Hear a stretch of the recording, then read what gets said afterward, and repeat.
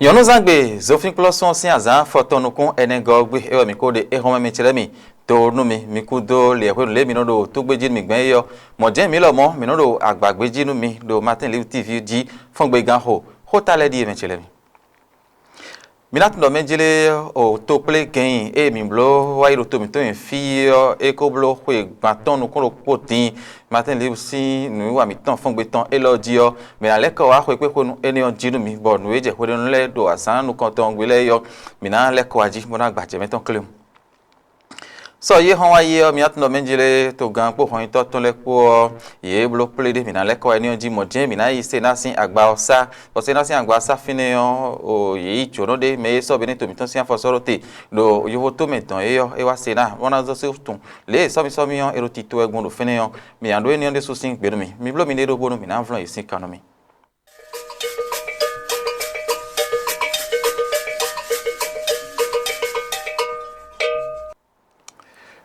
miledo gbadagbe mi do poropo mi tan le era chedo mi do gbeji mi no nu mi ewu mi atno menjire to play game e mi blo do to mi ton me fi le kwere kwe gbanton nu kun no podi o asana san je kwero kweji jewe plm aleju gberu ten eniyan gberu tin da ko kwere no ewe blo to play game mon koton de to mi ton me fi hode no o asana poropo aizen ewe ino to play gun eniyan bo blo na edija yin bo to nu gege lo do jije hone no do to mi ton fi le yele na do didin bo mi na do mi mo do menjile ye me wa to ton le yo ye ni odiyan ye me to gan ho were ton le ni dija inen o mi natndo ma na ho awanga so vino Mathieu Kereku e we do to ho we de non e ito dasi do ma to ton menjile to idasi ton le neje to gan si asinpo si me gole ganu e lo we de no yo we no do de diyan we kande we ne di po lo meton e mi na ho e asinpo dasi gan we ne no do ko ya so si azatan ko aton ko po gogbe hon play game mon koton ida mele de obo no fi France hutin avon voto ra kon le biji e da si seno ya malenu ya gbeta temetemen mi ka flion mi amoro menjile me hunje do azo atoji le resu e wa to gan ho le me si hu daro no mon koton sin do me bo play yi do kanji bo no e ba we de yo alo je wo e dabi hu de wo no e do de finite yo ye de gba ye afowe o canton kono kun lo po mo lo wa ple mo koton sin don cho me ne vo me de vo e ma da be ka lo jolo bo wa le yo bi hui yo yesu po de su ti tengbe to play game mo koton gun pe ta gegetin bo e ti te ji wo si hu wa na mo jen sin dodo eyin be ne to ton be na jijon ji bo be nu wa kwe do sin kwe ne hunu kwe ne kwe yo e ken do nu mo koton bi hui wo kwe panton no kono pogudo mi de mi leko a boro ki cambio lo menjire huzu e ka de do en do e pondon huzu e de no bodo no gegetin bo to gan de bodo de wu ton kaka wa je fi mi de hometin yo ye toro ali gege dun bo egbedin nu mi pongudo se do mi amonole beneto mi ton e hon we dede boro no kon yi gege do ali suponu bo mi na so eni odo o gbola hui me ke on bona level leko aji agbon bu do ni wa mi ton devosin o kwenu so ye hon wa ye to gan poto me hon to wole le de teme le po ye blo o ple e no ko blo asanga gbe tegbe e ple ni sin do no so ye hon wa ye so gbe ta gege ne kan wa gben bo ko si vozon e na so gbe ta da horo podote wo na si ho o no penu kundo ko si vozon po zan so gbezon po wo e no emi anu kunu ache pa tin o ye fere do Leandro ngbeji e kan ho bi e timi do benjire no gbo le aso ko de yin wo na ho dodo ho to gba sare penu kundo la na ndagbe to bi to sile ton we bo na si ho le le panta ko si vozon de su ti tengbero to mi to fi na li za hanu mon ko ton ba na idobi gumi de ji mo do po play do po eni osin do no so ye hon wa ine yo matono hon ito diretin bo somi eyin anusun si azan oropo go mi dogudo aitan ye de edu de benua hon ye we enele tiyan ye go sin achepa me bona si ho jinjon de menu gun sin agba osatan le mi koro ye mogun ye mi natundo menjile hon ito o we enele tiyan o Jean Michel Abimbola podo o Eleonor yayi la de kan po ye te na jinjon de menu gun gba satan tiyan hon ye iso sin donu won ye so o menevo minat no menjile hoito no penu kundo la mena ndagbe to ito sile ton howe Benjamin Humpati ewe nando azoa ewe do ploiji na lavo sin odo me we monjen hoito no penu kundo monjangi jangi nando wa nando to me kwa jo hopo ro to mi to fio asuma hon nando hoito gbasa Jean Michel ami bolaton hon o atu mo ayon ni podo ni do mi ton le posin alinen on ple ne ogbota keke devo timbo iso lo do come eni du mi te o mina note dono mi we minale ko afi bonatu nkondo menjile o donu wa kaka wezun kanto no yon o zeibe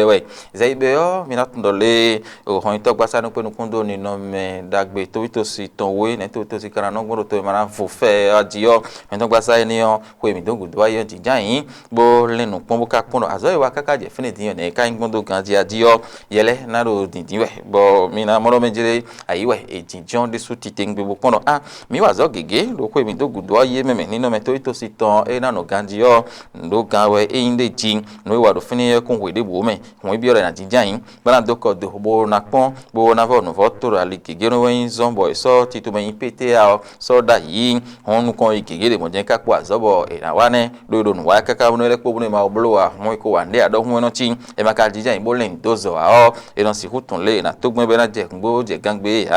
hon le 2 ans evtt nani e yan agbaji gan hon to gba sai no pe kundo ni no meto ito si ton we etime kundo menjile no bo na jija imana kwa zo ko waje fine ko we me de ma de na le me ro ya me gbidi le me ro akwepepe ba hebo na yan le podo me si hu hen so do alide le po ne bi kuwe blon no na pon e ka do mo cho e mo ve menji e bi no po e me wa zo le no po ta won yo ye mo ve le so ko mi dogu do wa ye me le jidin bi oro le na so peta ni on si so me on le na len donu kan e kana len donu kan azo ko waje fine we no pon na so gona bonu kon na si hutin ye me bara mi kenklen han dogba sa mi wa dalo mi se ami ro veli le mele yo yedi blai o degba we afowo bo e dalo de jin mo je yon fi mi ton le do ma ho me yi si ale nu me la ho evtt la ni o do so gbeji lo menjire me e dalo do ma ho me ni anu si ale nu kun we o men je mo je akwepepe no so gbon alokan gonu ji won so gbon alokan itan ji be no yi won do han ya zo me fi yon fi mi ton le yo le eblo ne le bi kuibo ye idegba de afato antari jeji de ti mena ho ito zo gbeji ti me po no meje ton pe bu gegeti ekundo azo e mi wa ikun azo lo pe lo mi wa blo bo je nde waji ma ba ko pepe do ko meyon e dalo ton pe fu afato mo de ji bo ali nenu ti na zo bo na si hu mo kodo sa fun de ji mo je we e ho ala nu do mewu be bi oro le na dalo meyon le nu mo koton diyan o adopo tenwe mo jeji yo e dalo to ito si gege ala nu e horo mewu ezun me nu e hengle do mewu teme nele yo do sun le si apa ko yo mo o afo afaton jeji mo jen o yon le si apa ko yo le peto supo gege bo idalo alieni onu de jin tiyan itaglomesi alinu de suo e do nu bo e henu gledo nu me enele bi ku yo le ipon gun apa enele ko akwepepe yan nu me ho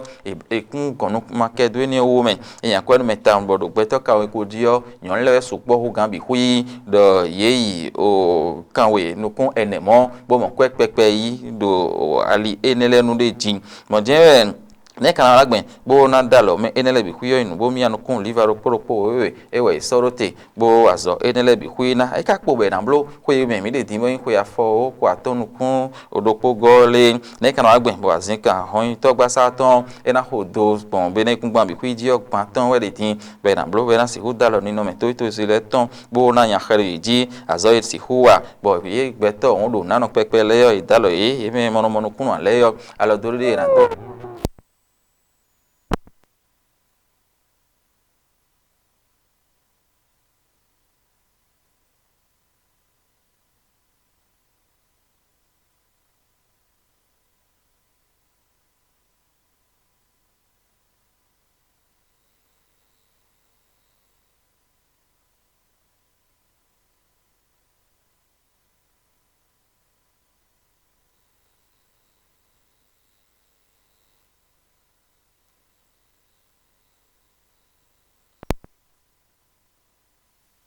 enele bi huyo no ebo na to bo to pon le bi hu mi on no hon to gba sa ton le yo edayin o le ton do to won azo gege tin bo ero na blo ejije bo to enele yo mi to no menjele mi kuna okwese o Minai senasi agba osa bona teme pondo menjele o honsi so to miton sian fo sorote do yoto meton eyo nanji no ne dion e wa senasi agba osa corino amori brunette e wa intono yi e wa so bene to miton sian fo sorote do yoto meton le mikoro ye to mogbon e time do menjele no boy mi so bene to sian fo sorote do yoto me no bo so mi to gan karo kene di boko abi huine ye me bene vi boro to gudule yo ye ado ji boro ho keke cambio o tito me ho ye ton ne ka de gbon do so mi to gan ton sin ali nu adio mi kun si huna sin kan ma wa se na bo akanu gege bio se na mi de mi do fia saka la fia e jo no e bi ton ganji bo tito me yari ade e de din le yo e so ibodo ha mo je to me fie ko mo bo e dio nu gege de kana wa gbon bo to vi de bi hina no ton mo no so mi on e blo nu mo ko ton huye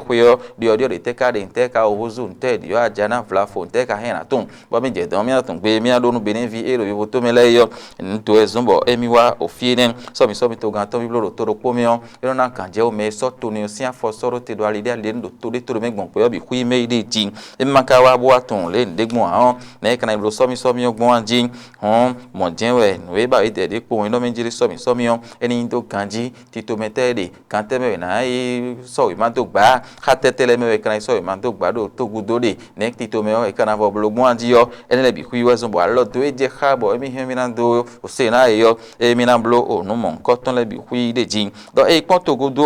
bo e pon beneville le ye kun hwe ro yo to men bere pon men ye o adopo we do oyo to men de jin mo je o belgi sin to me on ye yi de gbade afa ton po do alman sin to me ni su di po de jin on se na eni veto so mi opon fi ye de ina ton bona so ma do gbade ro ton emi ni su men tun emi na to eni le bi hui bo na je hungbe bona je gangbe kan le meyon ha le meyon mi na ton bona so ma do gba lo file tito meyon le de gbon e o le na ba mi gbon di mi na certain sin fi mi de wa ifile bona so ma do gba eni le bi hui po do mi na le do le emi ni su men tun emi na to eni le bi hui po do sena po no bi na indo o ganji de ji on ye me benevi bo do to gudo le yo tanda meyon e no ai o so mi e to gan ton e bona so ma do gba le o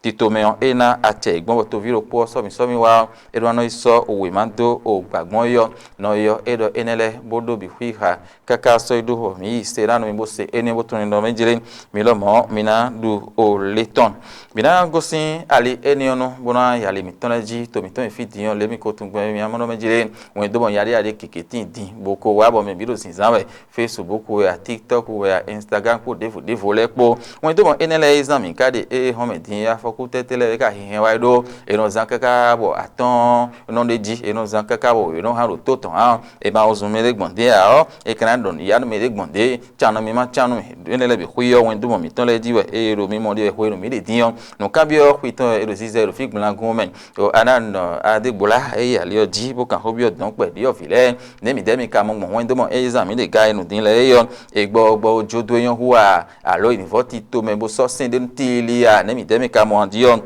ye igbeme Michel Osoglo eyo prin dia la vie eti me pondo menjele nugbo le won to mi ton ya de exam le diyan le enu ati ko mo ti ho ji de ji do wa lo ero sinsan na yan la de su ti tengbe e no da lo men do ali nu kege nu e no so do ba ko na ko de lenu lo le meleti mo no azan kaka wa ko mele zun de jiwe alo ma ko nu ha do sin bo ko de blow e ale ete de sin wa lo me diyan ko hen de gle nu mi le menji e le mi na yan ba de me po le temi ko no so do wa na jile ai jile yo no enu kuno moyo eno yan la de su titengbe deji de bude dogbon yo mi le o mi sogbe khadeji lo o we na hengle do no me do to me yo e concedo e mi le deji me le vodo ho do feneme sagbo o cheinu gbo e o to vie e ti mi ko ndo mejire e gbedian e pon le nu gege tin bo do la dai bon le bi ko di agbangba din do won do yari ade ni le wa o tu nu de budian he amodo ate enele ji deji fi mi ton le dian mi fi to fi no le mi no di do le o fi ti tun de ali ninu a bo enu akwadu e mo lo ya lo tiun eji e mo no je hun eji adi yo tunu ni ho bo te o ze o lo do ono mono le mi so mo ko ton la do adi o ni ho ma fini ayo yo so alo lo kan bo ko te femen bo di sagbon fi ejo ile bi hu igun alo lo kan lo po ni ole jin bo tunu kege nu gbegle podo nu ya po bi po nu dagbe po bi ko tume ho na di do fini ma ta to ndo ji adi yo tun le hun evo file cho alo pa fo e na yan de ji jessica hun si pe eye o plo jale o fi mo e ti me ko ndo ben jire nu bo e na de sin wa lo me mo do wa ya de ne le e yan lo nu e kan han ple o do nu me do to do po mi on e na de su me do nu e do mi de ti on o ho ja ja sin so di no mo gbon ton de je to lo no se gbon ton e no ran se do me de ran se do ko igbe abi de ti on e no da lo me do ali kege nu on egbe di on e no mo nu dagbe de be mo je yan de su kan ha de me o de ji on pon je ina pon mo na ton alo e ji we e na zan do bo e na yin dagbe nu me do to me no kan bi o ino me jile ho le ne yon bo do po itan lo e ma pepe do de bo ma bo do le me to ton gbon ene le ka si wa gbon ene kan bi o da ho ino me jile ti on me kana si hu wa zo titi ngbe o bo wen do mo lesson zan e na si hu je joro kan jiro to mi to en fi bo mo na titi wo ho ji ya bo e na ro chanu mi chanu we de ji ya a ho so na dia fo a me ezan to le we kana dia fo dagbe aji o no kan bi o mi do huitan 0 do fi metere mi e na chenu mi le no dogbon yo sino poro to to me tubo e no ha to kakane fongbe sin gan gbadan diton mi na so do fene mi dogbe no ajija mi ton le niza